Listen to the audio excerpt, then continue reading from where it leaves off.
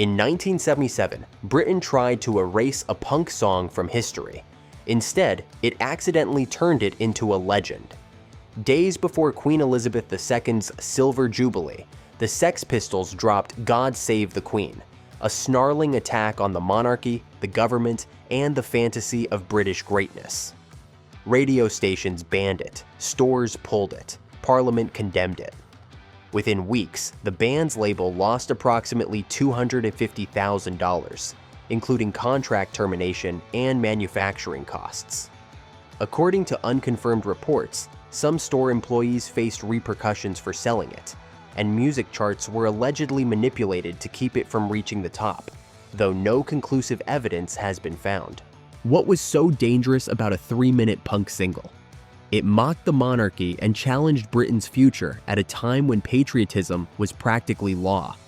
But despite everything, the bans, the backlash, the blacklisting, the song still sold 250,000 copies. It came within a whisper of #1. And in doing so, it exposed a nation's fear of its own reflection. 1977, Britain wasn't just celebrating, it was struggling. Unemployment exceeded 1.4 million. Inflation devoured savings. Garbage rotted in streets during labor strikes. Disaffected youth watched as the government spent millions on Jubilee pageantry while their futures evaporated. Into this tinderbox stepped Johnny Rotten, born John Lydon, a rail-thin 21-year-old with a caustic stare. The Sex Pistols were raw anger electrified. Guitarist Steve Jones, drummer Paul Cook, and bassist Glenn Matlock, replaced by Sid Vicious in February 1977. February 1977, the band enters Wessex Sound Studios with producer Chris Thomas, whose resume included the Beatles.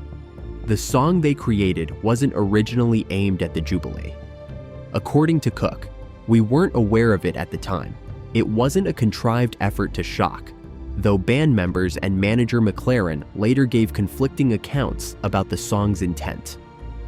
But when the release date fell just days before the national celebration, the timing created a perfect storm. That God Save the Queen, she's not a human being, wasn't just rebellious. It was blasphemy in a country where the monarch was head of the Church of England. There is no future in England's dreaming, attacked not just royalty, but British fantasy of continued relevance. Artist Jamie Reed delivered the final blow by defacing the Queen's official portrait, her eyes and mouth replaced with cutout letters spelling Sex Pistols and God Save the Queen. This ransom note aesthetic was ranked among the greatest single sleeves by Q magazine in 2001. Reflecting years later, Rotten revealed, "You don't write God Save the Queen because you hate the English race. You write it because you love them and you're fed up with them being mistreated." But Britain wasn't interested in nuance. Within days, the establishment unleashed a suppression campaign unprecedented in music history. May 31, 1977. Just 4 days after release, the BBC bans God Save the Queen for gross bad taste. Radio 2 controller Charles McClellan publicly condemns it. Within hours, the Independent Broadcasting Authority extends the ban to commercial radio stations. Boots, WHS Smith, and Woolworths, the 3 largest music retailers, announce they won't stock the record. Chart displays in shops that dare carry it show blank spaces where the title and band name should be. The fear reaches Parliament when Labour MP Marcus Lipton declares, "If pop music is going to be used to destroy our established institutions, then it ought to be destroyed first. Not regulated or criticized, destroyed." A Labour MP openly called for suppressing music deemed threatening. The Sex Pistols had exposed a vulnerability in Britain's self-image, and the establishment's reaction was revealing. A black market emerges in response. Clerks slip copies under the counter. Fans travel to independent shops where the ban isn't enforced. Industry estimates suggest sales reach tens of thousands daily at peak, contributing to 250,000 total copies sold. Astonishing for a song banned from mainstream radio and major stores. McLaren, the band's manager, couldn't have scripted it better. Every denunciation drives sales. Every ban creates mystique. The Sex Pistols had weaponized censorship against the censors themselves. June 7, 1977, Jubilee Day. Despite the Suppression Campaign, God Save the Queen sells over 250,000 copies in less than 2 weeks, earning silver certification. The New Musical Express chart places it at number 1. The industry holds its breath for the official UK singles chart announcement. The results. God Save the Queen appears at number 2, behind Rod Stewart's I Don't Want to Talk About It. More shocking is the presentation.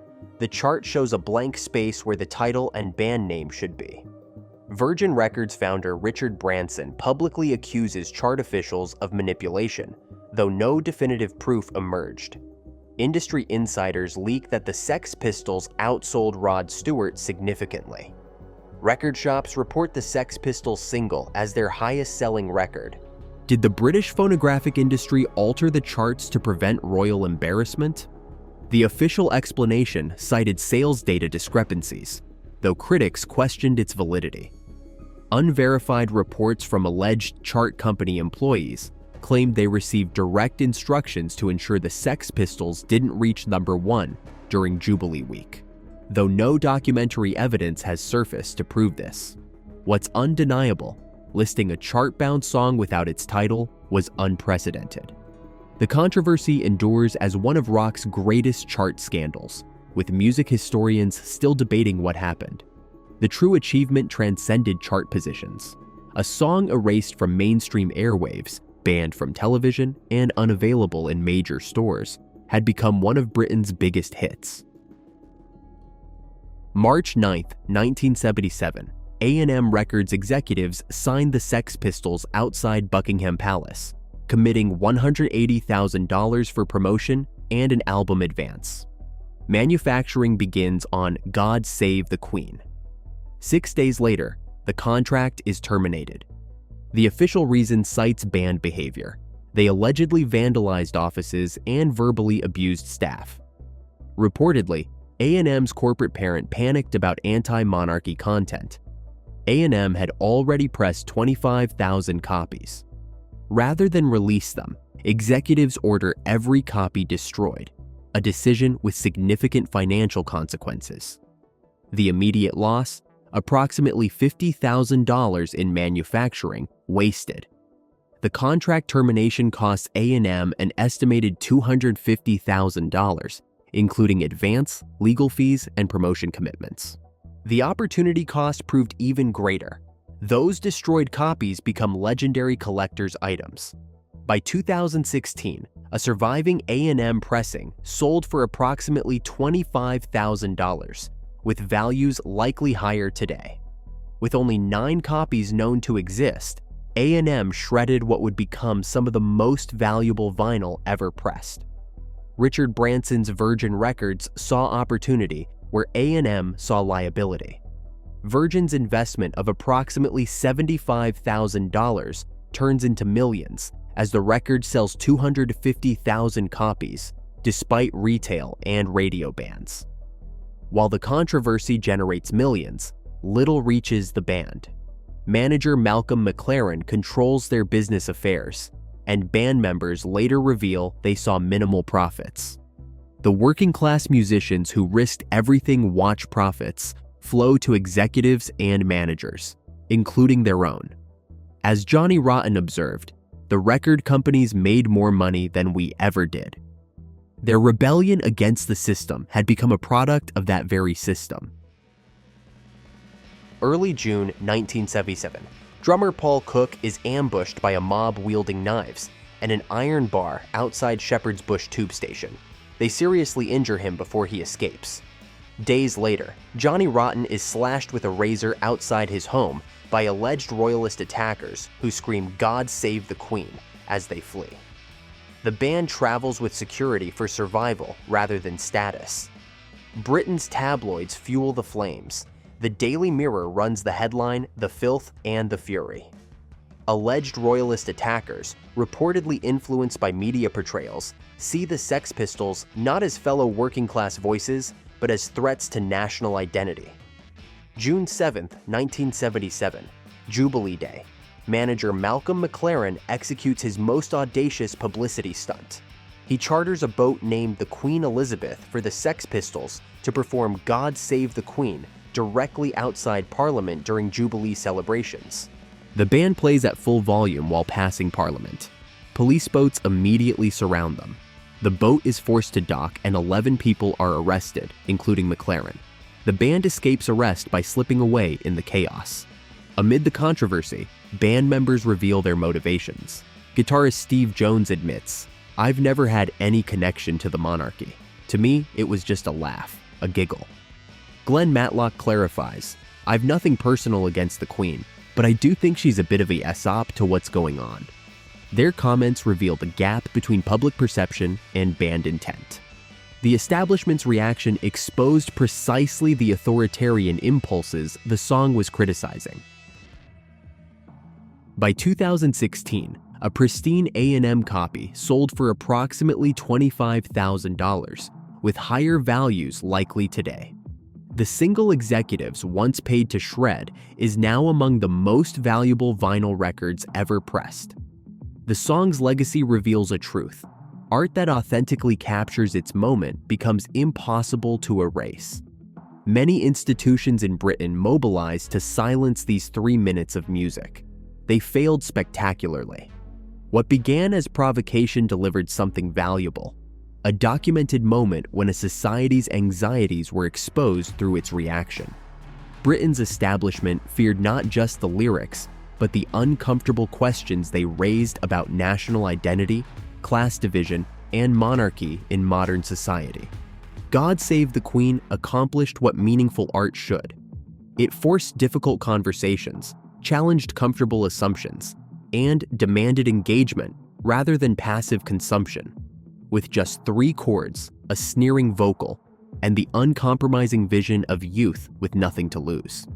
The song represents a moment impossible today, when a single without streaming or social media, banned from mainstream radio and major retailers, could become a cultural earthquake through word of mouth. What rebel voices are being silenced today that future generations will wish they'd heard? What songs might later be recognized as defining our current moment?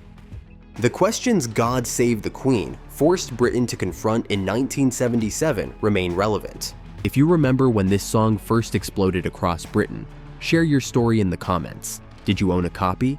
Face backlash for playing it? Or if you're discovering the Sex Pistols now, tell us which current artists carry their confrontational spirit. Music censorship didn't end in 1977. It just got more sophisticated.